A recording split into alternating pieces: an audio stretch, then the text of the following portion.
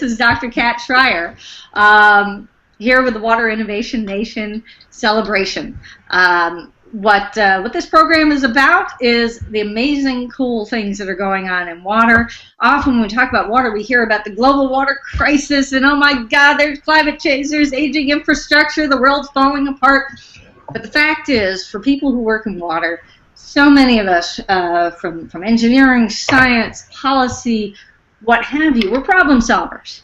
So when we see a problem like that, to us that's a challenge. To us that is an opportunity to come up with solutions. And we have some of the best folks here joining us on the call who are leading the charge in developing those opportunities for solutions in water, this Water Innovation Nation that we have.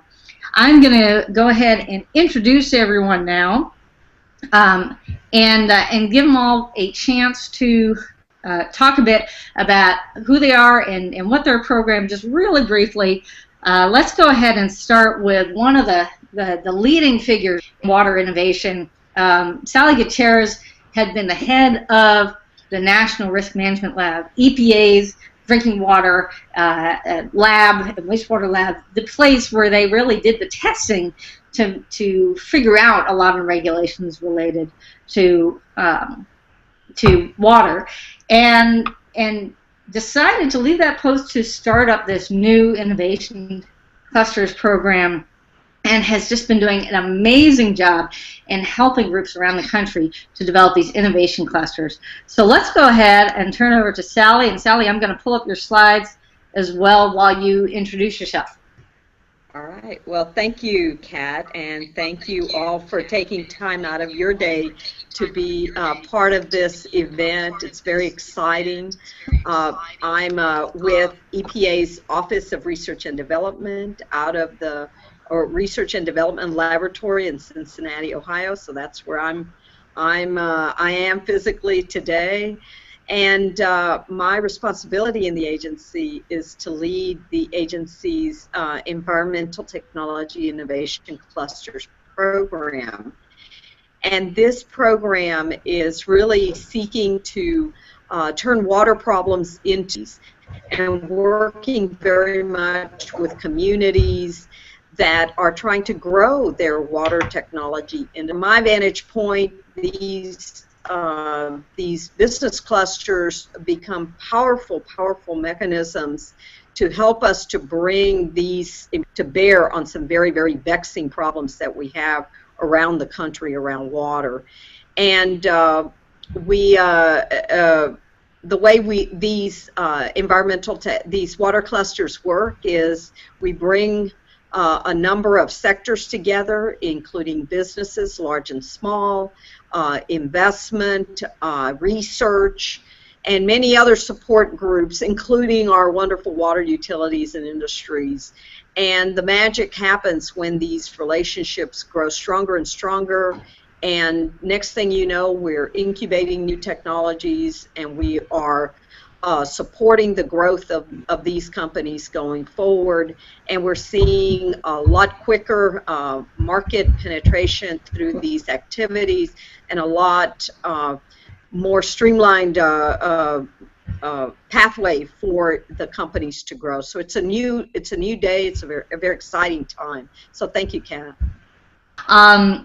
Thank you very much, Sally. We're trying to pull up your slides right now. We've got this great slide that shows, I think when Sally and I first met, they were just starting the first innovation cluster that EPA worked with, which was right there in the Cincinnati region where the National Risk Management Lab for EPA is. And now there's, what, 10, 11, 12 of these around the country? There's 14 on the map now, and every day we're getting more interest and more groups that want to chase this as well. So it's very, very, encouraging. And tell us, just explain really quickly, what is, and we've been writing about innovation and especially the cluster program for quite a while. We did a feature article about Sally for our Hispanic Water Leaders program, but we also had a separate article about the cluster program, and it shows that whole fact, that one I think I can show because that's already online. About I'll pull it up in a second. That shows this whole cluster approach, and it's like this whole wheel of various different components that go into this regional ecosystem that surrounds the water entrepreneur. Sally, why don't you tell us a little bit about that? Well, you know, as we all know, you know, to build a successful business, it is not for, you know, it's not an easy task, and to do that, you need a village, and that's what these ecosystems are about. So it is about bringing all of the different players together. So, for example, for the first time, we're really being supported in a strategic way by business incubators. Business incubators do many different types of technologies, but now there are specific incubators, that business incubators around water companies. Who would have thought? And that's a very encouraging and a very important part of this, of making this ecosystem work, is, you know, this plethora of resources to bear, but the business resources cannot be underemphasized. I think importantly, the end users, and in this case very much the water utilities, have a very important role to play in these ecosystems, because they can tell us about the problems that they're dealing with, the kinds of technologies that they need, the footprint, the cost, many different aspects of that, and we are doing that in a concerted and streamlined way within these ecosystems. It's an easy place for any business to enter, right? So there is a center of gravity in the actual organizations that pull all of these different players together. Research institutions also very important as supporters in terms of new ideas, and the workforce that will support the workers within these businesses, these new businesses and things. So the real magic, though, is in bringing together all of these different resources to bear, and you know, it's really it really has a welcoming kind of feel to it. It has a, this is how I get in there to have a conversation, and I know that Milwaukee is on, and they can in a very you know, from a lot of experience, because they've been extremely executing on this cluster model.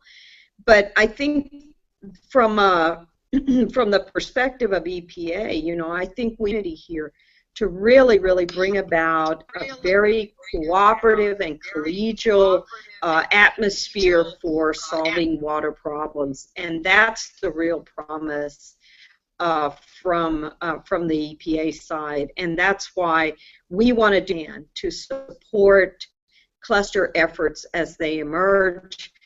Speaking of the clusters, I want to bring in the other one of the other. Can I get on the screen here? Yes, I want to bring in one of those clusters. So that shows you the article that we did, clusters formed to support water technology innovation. I think the tweet we did on that was, sometimes being in the middle of a cluster is a good thing, and it shows the that cluster diagram, that whole concept of the clusters, but it also features an interview with a gentleman by the name of Rich Musin from Badger Meter out in Milwaukee, Wisconsin, and right about the time Cincinnati was getting started with their cluster, Milwaukee was really driving this idea of doing a cluster in Milwaukee. Rich was one of the drivers behind that, so you can go to that site and check out his interview. But Elizabeth Thelen has been involved with the Milwaukee, the Water Council of Milwaukee since I think since it started, and this new BREW accelerator program. So, Elizabeth, why don't you go ahead and introduce yourself and tell us about the BREW? All right. Hi, I'm Elizabeth Thelen, the Director of Entrepreneurship and Talent. Hopefully my microphone is working and everybody can hear me. Thank you for having us be part of this. It's amazing. So the Water Council has been at it for a long time. We now are in the Global Water Center in Milwaukee. We are place-based here, but we do consider ourselves an international organization that is in Milwaukee. The BREW is the accelerator portion that we are in our second batch. So the reason we call it the BREW is most people do know us as brewing beer and those tanneries and that history of manufacturing. So it stands for Business Research Entrepreneurship in Wisconsin. And so we are an accelerator where entrepreneurs apply. One of them is on the panel. Brad James will join us. And they apply, go through a two-step process. They win $50,000. They get an office space, an entrepreneurship school with the University of Wisconsin-Whitewater. And really, it's all about the connections and credibility that come with that. I like to liken it as instead of being off by yourself as an entrepreneur, you are instantly in an ecosystem and connected to people such as that are on the panel and our membership. And instead of 10 calls to try to get to a water utility or another type lab for a customer, it's 1 or 2 calls at the most. So absolutely, this is a fabulous concept for folks that are able to come together at a local level and pull together all those regional resources and connect that entrepreneur with the big corporations, the Badger Meters, the A.O. Smith, with the big utilities. Because so often, it's one thing to create something. It's another thing to actually test it out on a real water utility, water system, or real households, and just to get that connection. Water entrepreneurship really is so different from a lot of other types of entrepreneurship, I think, in that respect, because you can't just do it on your own and say, okay, I've invented something, now everybody use it. There is that connection with human health and the environment, so there's that understanding of the institutions associated with water and how you as the water entrepreneur can access those institutions, can access, for example, with the EPA and their innovation program. Also looking at, they've got a new innovation blueprint. I'm not sure we'll have time to talk about that, but if not, we'll put it in the comments section. Really looking at how the EPA can make it easier for new technology to come to market without getting quite so held up with the whole permitting process if something is in more of a pilot phase. So I want to go ahead and move over now to Ian. Ian, thanks for joining us. Tell us about Mentor Capital Network and the Sustainable Business Plan Competition, please. Okay, well, greetings, everybody. So first of all, in the time-tested tradition of panels, I'd like to start off by disagreeing with our host, Kat. I think in many places you can do water entrepreneurship on your own. If you're talking about utility-based interactions, then yes, but that's a fairly small portion of the number of companies involved in water. It's a large percentage of the water, but if you're talking U.S. urban utilities, then yes. But if you're talking off the grid, if you're talking the way most of the world gets their water, then you're looking at a lot of opportunities for folks who are building individual level water processing, whether it's those purifying straws or either the old technology of the sand and the various things that purify the waters and helping people scale that, or bringing in new technology with UV light in an affordable way, or simply something as simple as the picture on my website of the Wello water wheel. Can you put that up? Where just helping, the history of folks, women mostly collecting water with buckets on their head and making something as simple as a plastic wheel that filters as it brings the water back to the village without the women have to carrying it on their head, so that they can then spend time in the village farming, going to school, what have you, pretty much anything but walking back and forth to the river to collect water and wood. So the Mentor Capital Network is the collection of about 1,000 people around the globe who've built, managed, or invested in multiple bottom-line companies. That is, for-profit companies that have a social or environmental mission built into how they make money. a lot of the companies we see deal with the two most pressing needs for most of the world, which are water and energy. I'd say food in there as well, but basically most of the food issues are really water issues to begin with. Most of the sustainable agriculture issues around the effective use of water. So we see a lot of companies that are working with folks who do not have the advantage of being connected to a high-tech grid like in the U.S., and are trying to find ways to deliver clean water within their local region, either individually, the water straws or the various filters, or at a village-wide approach. What we'll do is we'll take a business plan, if we accept it, and we'll build a team of 10 to 15 different people with different perspectives: marketing, finance, operations, logistics, and they will each provide comments on the business plan, like what we did for Kat and a variety of other folks. And then the mentors, the reviewers, the ones who want to get involved, will check a box saying that they'd like to get more involved. Then the entrepreneur will look at the feedback, and they will check a box saying, this one really gets me. This is the one I want to connect to. And then we basically build a relationship between that mentor and that entrepreneur. In short, we're doing speed dating for social enterprise mentorship. And it really is a tremendous program. And actually, you and I shared an intern this fall who was helping us to really identify some of those water-related entrepreneurs who have gone through the program with, I keep wanting to say William James Foundation, with the Mentor Capital Network. 12 years is the William James Foundation.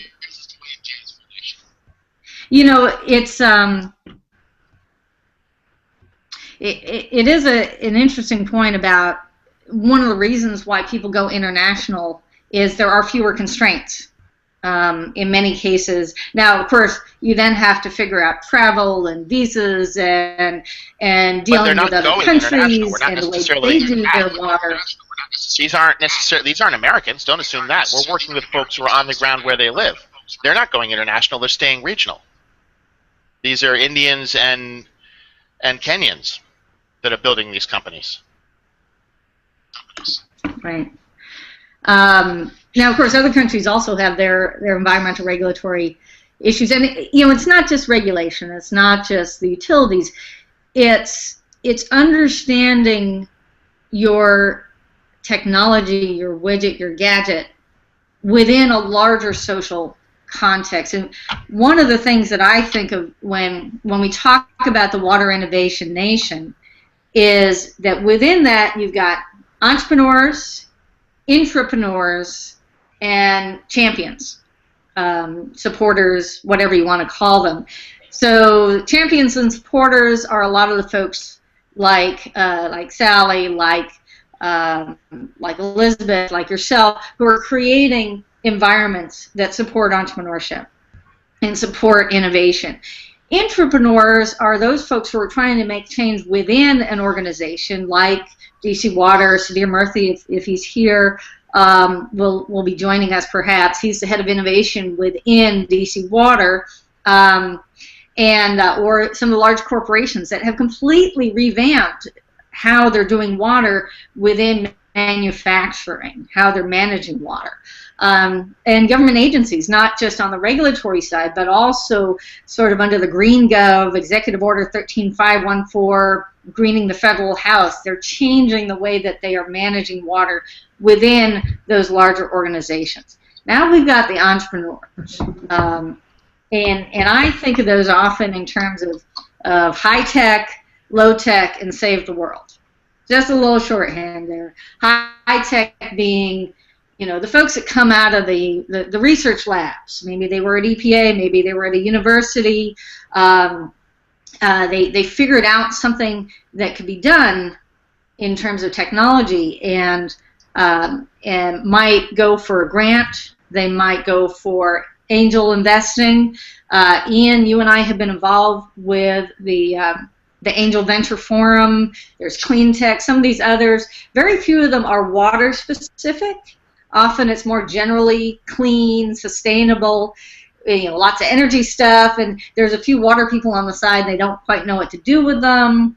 But there's sort of that group of folks doing the high-tech stuff. Then kind of what I call the low-tech folks, who are the invent something in your basement. Wouldn't it be cool if we could do this? Put a widget on your shower or your toilet or your irrigation system. And often they invent something and they want to go direct to market, but they don't really understand that larger institutional side of water, the social aspects of water. And finally, there's sort of the save the world folks. Often they're driven. It's not so much about the technology or the widget as the motivation. Are they motivated primarily by doing some good, and maybe they forget that in order to do that, you need revenue streams. You need to be a business. Ian, Elizabeth, Sally, you guys have any thoughts on that? Not to strike a pattern, but I'd like to disagree with you again. I think the save the world types are both the high tech and the low tech. And maybe the one differentiator where you're going to see more save the world types is distribution. So if you've got one of the challenges with creating something that's more effective than various kinds of sand in a barrel to filter your water is getting people to engage with it, getting people to use it, getting folks to replace the way they've always done things. It's the distribution and the partnerships that you see what separates the truly effective social entrepreneurs from the folks who lots of folks can come up with a better gadget, but that's not a business. That's a gadget. Somebody else has to run the business to get it out there, to get it used, to get people paying for it. Whether those people are the UN or USAID or the customers, doesn't matter. There's still somebody paying for it. I prefer when it's a customer-based business. In fact, those are the folks we focus on. But if it's an NGO, they still have customers. Somebody's still paying for it to get it out there. And in the more developed folks, you've got folks focusing on efficiency, right? So I see a lot of water people at my investment forums, but they're not labeled water people. They're labeled agriculture, or they're labeled sustainable business development or planning. They're lead architects. They're playing it into the overall big picture. It's not a standalone. I see we now have our bonus guest here, Sudhir Murthy. He doesn't have his lower third, and I hadn't put him on the screen yet. I'll add him in a moment, but Sudhir really can bring some interesting perspective here, because he is both a client of innovation through DC Water as one of those major utilities that is actively seeking new technologies and entrepreneurial ventures related to water. And to some extent, DC Water is actually coming out in front with the utilities in terms of actually creating an environment. So fill me in on how you guys are coming with this sort of in-house incubator program that DC Water has been working on. And welcome. Thanks for joining us. Okay. So what we are trying to do, and I think I agree with Elizabeth there, that it's really about behavior in many ways, and behavioral science or behavioral economics, and how do you actually try to work in the context of growing the right people and providing the right motivations associated with entrepreneurship or whatever you call it, associated with water innovations. And you could do it inside the organization, or you could try and do it outside of the organization by building a group of individuals that can collaborate associated with new opportunities.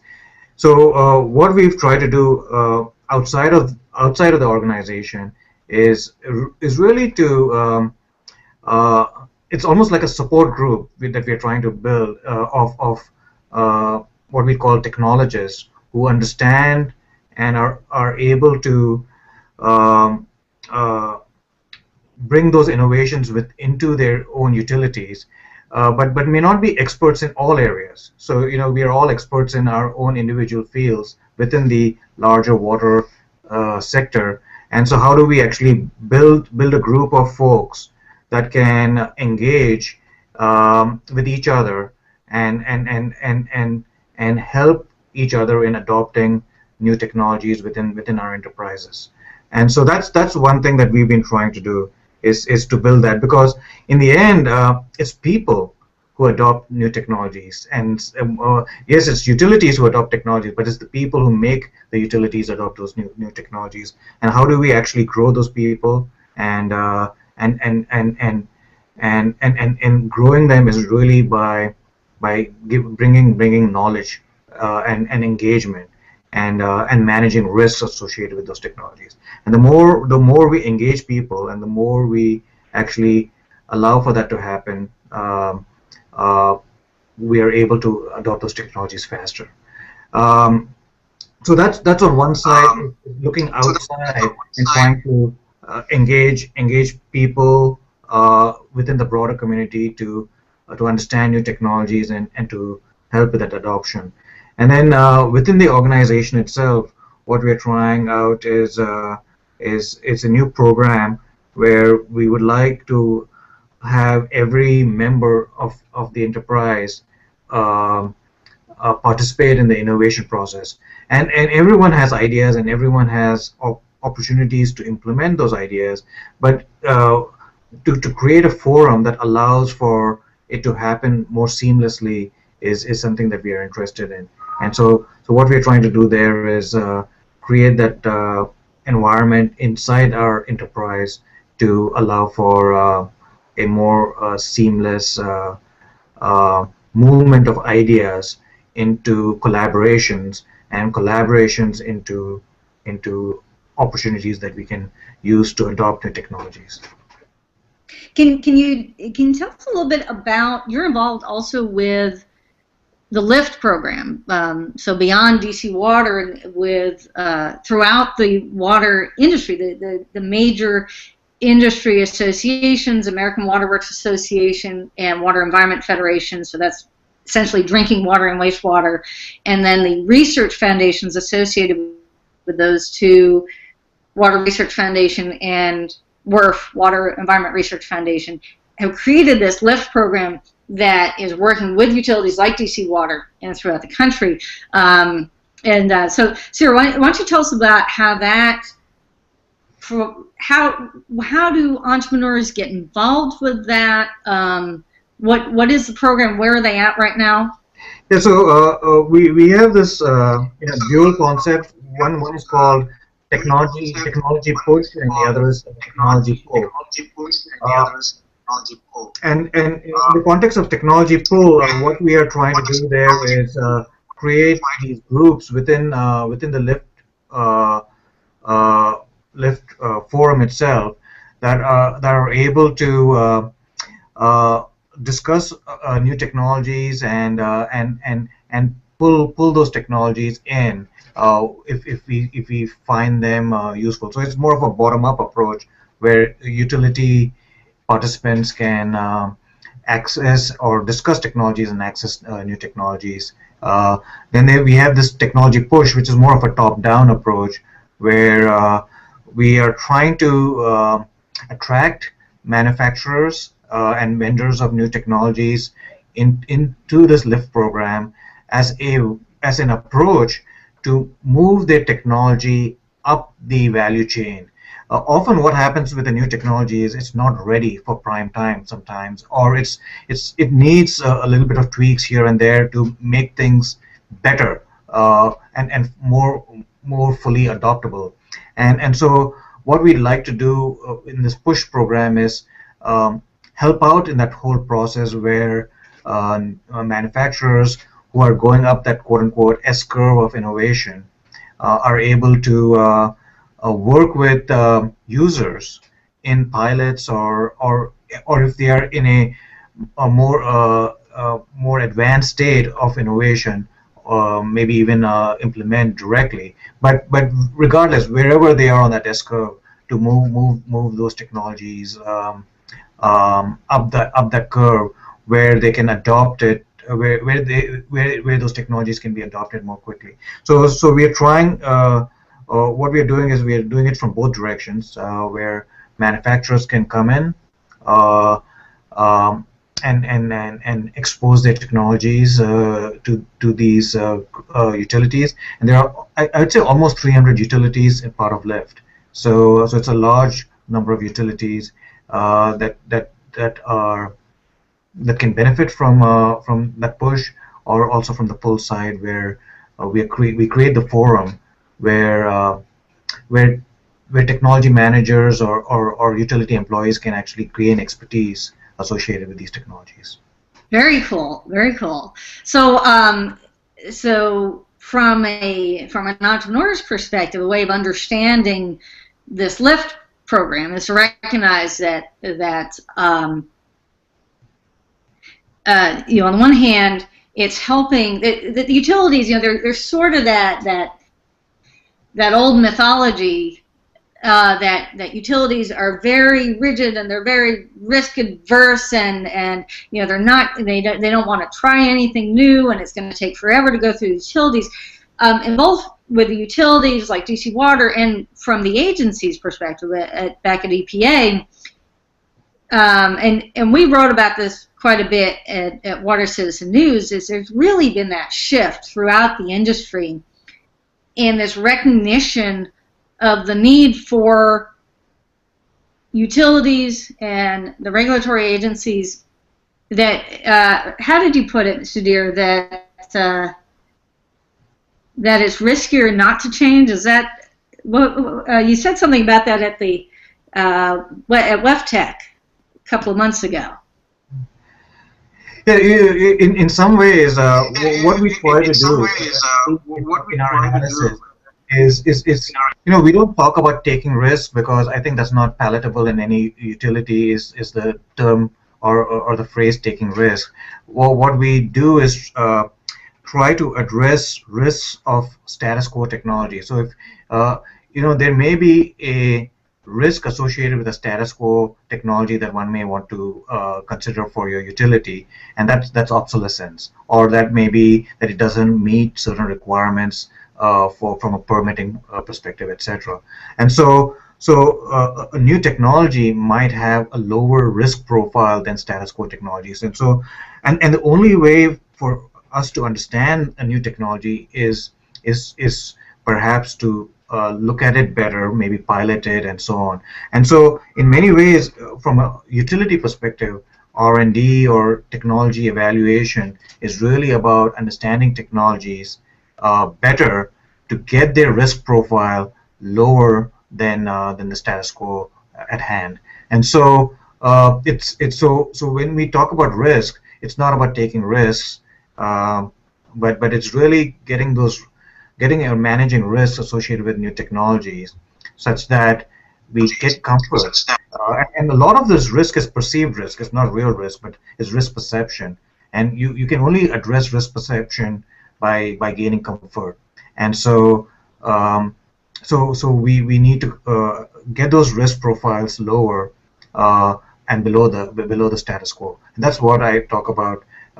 There is risk of obsolescence. There's other risks associated with status quo technologies, and so it's not just taking risk associated with new technologies, but really getting your risk profiles right, and then allowing for adoption.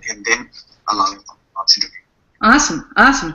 Well, we have two other people that we have not yet introduced in the film strip, and I can see them looking down, busily reviewing their little statements, because we're going to call them up in a minute. And so what we've been talking about here is many different ways for entrepreneurs to make a difference and to be innovative and to get new ideas out into the market, whether that is and in the, you know, I guess when I talked about high tech and low tech, we could talk about it in terms of is it B2B versus B2C, you know, business to business versus business to or business to government, business to water utility, business to lab, business to agency versus business to consumer. So it's more about, from the entrepreneur's perspective, how are they developing that business? Who is their target? Are there all these other institutions involved in constraints and government contracting and approvals and permits and all that sorts of things that go on? And recognizing that even when you're going business to consumer, there are often other considerations, like if you're going to do a new water filter in the home, you're selling something that's going in people's bodies. So there is some aspect of human impact there, and then certainly on a social benefit factor, there is that opportunity to have a larger impact. So it's sort of looking at, and at Water Citizen, we say, it's not about the water, it's about the citizen. And in this case, with this new program we've just started in both, oh, by the way, I forgot to mention, please do stay to the end. We've got a special gift coming up. But I did want to let you all know that we've got this new program we've developed, in this Waterpreneurs, specifically looking at happening with entrepreneurs in the water space, and how do we help connect those folks and support those folks and provide information and specialized programs to support those folks. So yes, there is the cluster approach for folks who are within a region that has sort of that critical mass necessary to support a cluster. There is sustainable business plan competitions, and I can't recommend highly enough the Mental Capital Network program. It's initially there's a short application that gives you access to so many just amazing experts who will provide their feedback. This is not just you're in, you're out. This is a lot of feedback, no matter how far you get into the process, and the opportunity to take advantage of that community is tremendous. There's incubators and accelerators, and what we've been working towards is what we call our M&M program, which is masterminds and masterclasses. So masterminds being a small group, a class, a cohort of entrepreneurs that we bring together in a facilitated program to set your goals for the year, to have that support network of folks who already know your story. You don't have to go through your pitch each time, your little elevator speech, because they already know you, they know where you're going, and touch base with them once a month and say, what are you working on? How's it going? Is this working? What are the challenges you're facing? To look at some content that is applicable, new information about new programs, about new financing and investment opportunities, about new agency programs and grants, about helping business people to understand water, and water people, the technology folks, to understand the business side.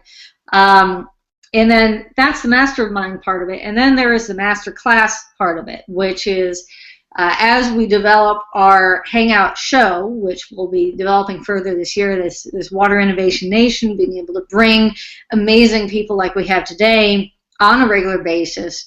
We're also going to have an opportunity for our mastermind participants to be part of that show and to get some to have some time both on the show and privately off air talking with some of these water experts. So really having access, and one of the great things about that is doesn't matter where you are. If you're in a region that has a cluster, great, work with the people with your cluster. If you're part of a business condition, great, you have that structure there, but this also helps bring some additional access. So let's go into the masterclass part of this. And what we've done here is we have asked a couple of amazing entrepreneurs who are doing right now, have gone all in and developed companies related to water. They are going to explain to us who they are and what their company is. And let's get that introduction from both Brad and Merrick. Who's ready to go first? Whoever raises your hand first, I'll call on you first. Let's see a hand. They're both so intently looking at their. Wait, but maybe my screen is just blocked up here. Who did I bring up? Oh, I brought up Merrick first. Okay, Merrick, you go first, and just give us your quick rundown, and awesome, and give us your quick rundown, and I'll shut up now, and tell us who you are, what your company is, what problem it solves, and what kind of support we can provide, and then we'll switch over to Brad and do the same thing. And then we'll just kind of do a quick rundown from our panel. Great. Good afternoon, everyone. My name is Marek Wallach. And before I tell a little bit about Aquas, the startup which we have started this year, I need to out myself. So my personal background is actually from the energy side. So I spent my last years working on energy, large asset investments down to innovations and bringing new technologies into that sector. And I've recently switched over more intensively on the water side.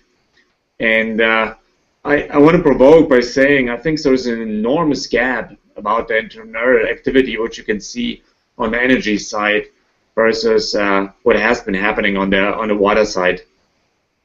While that said, I think it's changing a little bit, but there has been just a lot of entrepreneurs out which are finding solutions, innovations in energy, both on the supply but also on the demand side. And that's how we actually came around Aquas. And we thought about how can we bring innovation into the sector. And you can think about innovation, A, from the supply side. That means new technologies to make utilities more efficient, etc. You can think about innovation on the financing regulatory side and public-private partnerships, WIFIA, etc. New programs which are developing, which probably going to impact the water industry significantly going forward. But C, you can also think about the demand side, and particularly the water efficiency side for consumers. And this is a sector which I do believe strongly is currently enormously underserved. And particularly if you see what has happened on the energy side again, and how many companies on the water side. So we put together a value proposition which is really targeted towards large property owners, apartment building managers, which do have a very significant water footprint. So to give you a perspective, in Washington, D.C., which is probably in the middle of water rates across the U.S., the average 200-unit building is paying approximately $50,000 to $100,000 per year on their water bill.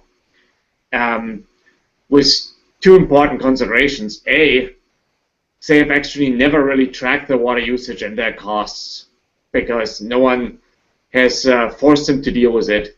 And B, they simply haven't looked into how can we reduce, become more efficient, reduce leakage, and generally increase the efficiency of fixtures and installations.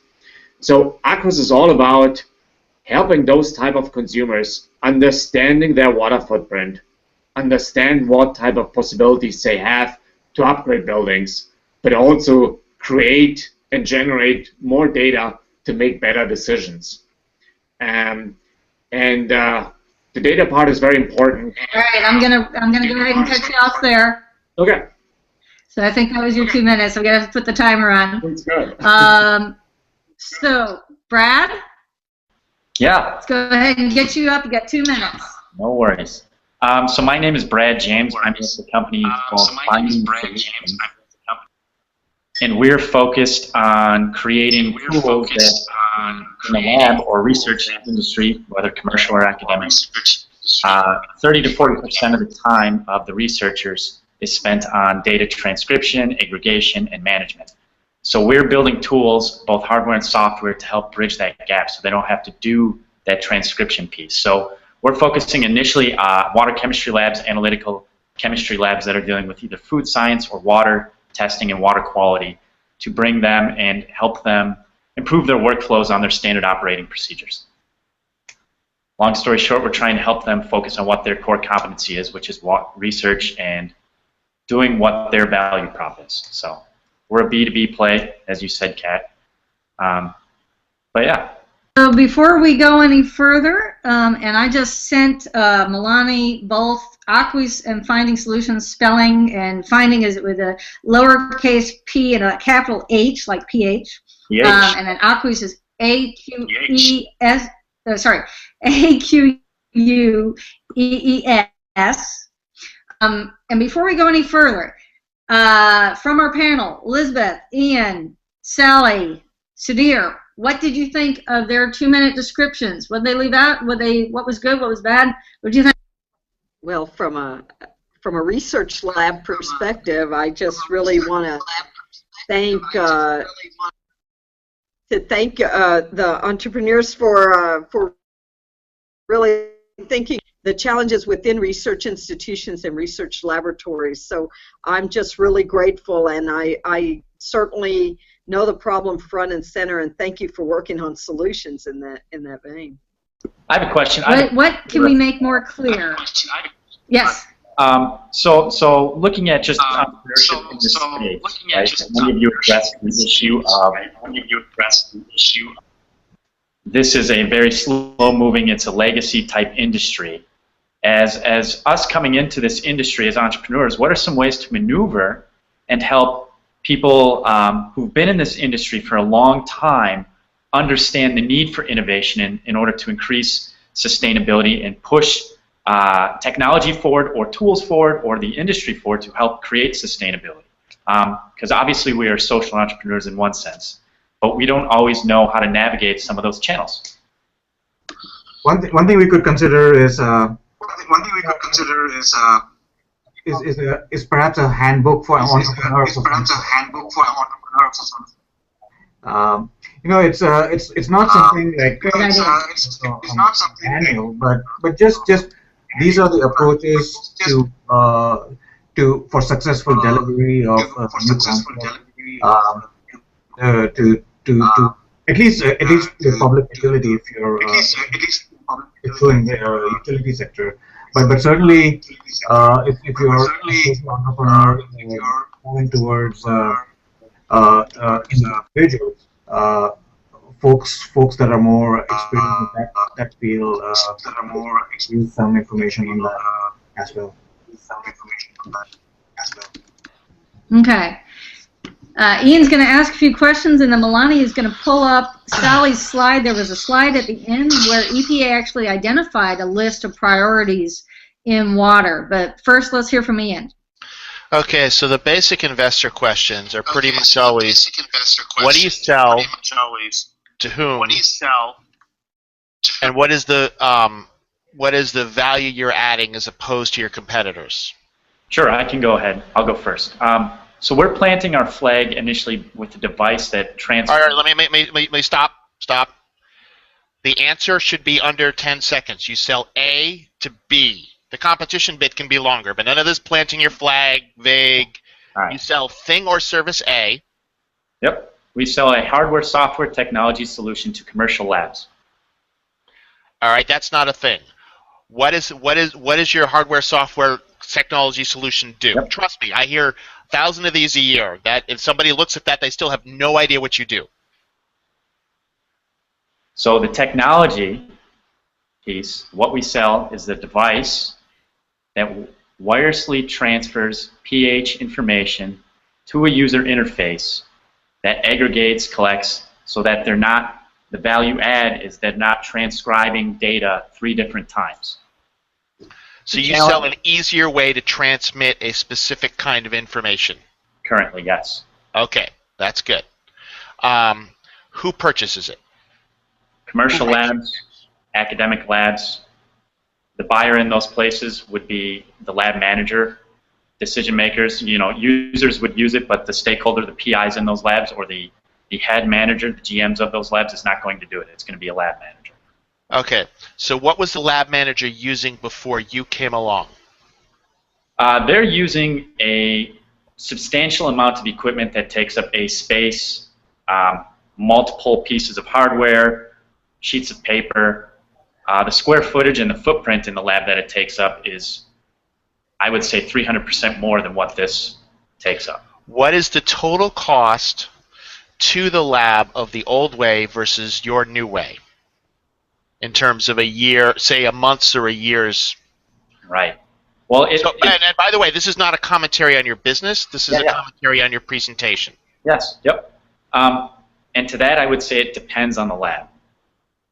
Each lab has a slightly different setup and has a slightly different procedure. I believe you. On average, what percentage more efficient, more effective are you than the other way? Well, I know you're not going to have an exact number. That's okay. Yeah. So I'm saying currently what we're doing, so just to give you where we are at as a business, we're currently in the beta testing of our second iteration of our prototype. So a lot of those metrics, that 30 to 40% covers a number of operating procedures, but we hit the most frequently reoccurring process in those labs, which is pH, so testing of acidity or basicity. So that, depending on the lab, we're saving them about anywhere from 5% on the low end to 20% on the high end of that time spent in data acquisition. So about half of that data transfer, that's what we're giving them back. What is the barrier to entry to prevent somebody else from doing what you're doing? So the IP, currently patent, it's provisional, it's patent pending. The other piece to it is that in terms of barrier to entry from a competition standpoint, there are a lot of legacy businesses out there that currently run the distribution channel because these labs, the way those companies worked is they would buy up companies like ours. So it's a competitive factor, but it's also part of an exit strategy as well. Right. They become your. They have the sales channels you want, and you can either beat them at the sales channels or become part of their sales channels. Correct. Yep. Yeah. Are you currently looking for investment? Yes, we're actually. Yep, we are. How much? We're looking for $750,000. If you were given that investment, what would you do with it, and what would it do to your company that you would be at a new stage? So if I find you $750,000, not promising to do that, by the way. What happens to your company 6 months, a year, 2 years later, that whoever gave you that $750,000 gets $1.5 million back? Right. So with that $750,000, it's a seed round. We know, based on where the product development is, that would get us to a commercially producible product within 5 months. So right now we're spending a lot of time still doing double checking and building customer validation and trying to beat those guys at the sales by offering more service and more face-to-face interaction and over-the-phone interaction, because that's not their core competency of the big guys. So that's how we're trying to steal a little bit of market shares, build credibility with those labs. So we'd increase our service side, but we'd also be able to increase the speed to that commercialable product. Okay. Why you? Why us? Yeah, why you, Bradley? Yeah. So I can tell you, the way the team is built, we built it with young, hungry, honeable talent. So the time and energy to get this done is there. Yeah, so's every other entrepreneur out there. Right. So why are you and your team the people who build the company? On our board, we've got one of my closest mentors is a man who's had 30 years of international device experience in this area, who's helping me to build the sales pipeline. We also have 2 other serial entrepreneurs, one of them who has had multiple exits in a similar space, and it is his total earnings on his own is upwards of $40 million just within the last 15 years. So in terms of the mentorship there, and then we also have our customer would be also one of those people on the board. There's a team right now of 7 of us in there. About 20 years of professional business and product development experience in this space as well. So we're rocking and rolling with limited resources at the moment. Okay. Fabulous. Fabulous. How you doing there, Bradley? You feeling warm? This is a good stuff to me. Exactly. This is the kind of stuff that often occurs in a hot seat, in a supportive, positive. It's not a Shark Tank environment, but it is. These are the things this is me being nice, right? That is. I think I'm going to send you a box of chocolates. You did a really really nice job. Nice. And actually, Ian is a great guy, and these are the kinds of things that that in a masterclass format we would work with our. I knew that Ian already knew how to do this kind of stuff, so these are the kinds of things we try to get our masterclass folks to do. And I know that Elizabeth is trying to get back on. She had to drop off. And Sudhir, thank you very much. If you come back on for the replay, thank you very much for coming. He had to drop out. We are at 2 o'clock. Actually, we're a couple minutes over. So I did want to, and by the way, you did an excellent job, both of you, Ian and Bradley. I did want to point out really quickly, hopefully my screen share is still coming up, an announcement at the end of the call, which is that for our entrepreneurs, to do this without the pressure of being in front of the EPA and DC Water and the Director of Entrepreneurship and the head of the Mentor Capital Network, we're going to have a Waterpreneur Mastermind, which will be a process just for the waterpreneurs, the water entrepreneurs themselves. We'll in this in particular, we want to do it on the 29th of December as a kind of step back, take a breath, and look back at what you've done the last year. I think that's very important, not just what didn't get done, and when we're caught up in the day-to-day, we often forget how much we have accomplished, but to think about what we have accomplished over the last year, and then from there, and what didn't go so well, and what we learned from that.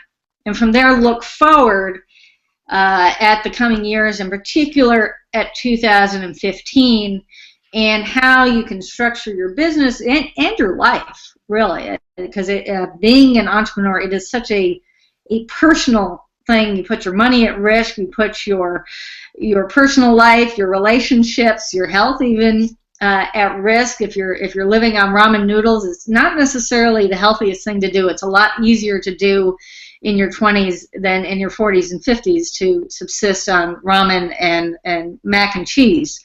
Change the screen share. Well, I have right up here waterpreneurs.com, which shows this Waterpreneur Mastermind. If there are any of the waterpreneurs out there, and by the way, if anyone wants to, if anyone is on the replay, you are also welcome to join us in that free event, that Waterpreneur Mastermind on the 29th of December. Thank you. I think this example of what's going on here with the BREW is very, very characteristic of what happens within clusters to support young companies, and what you're seeing here is a real-world example of the power of that they're in a place where there are like-minded people and people with the depth that can really support the technology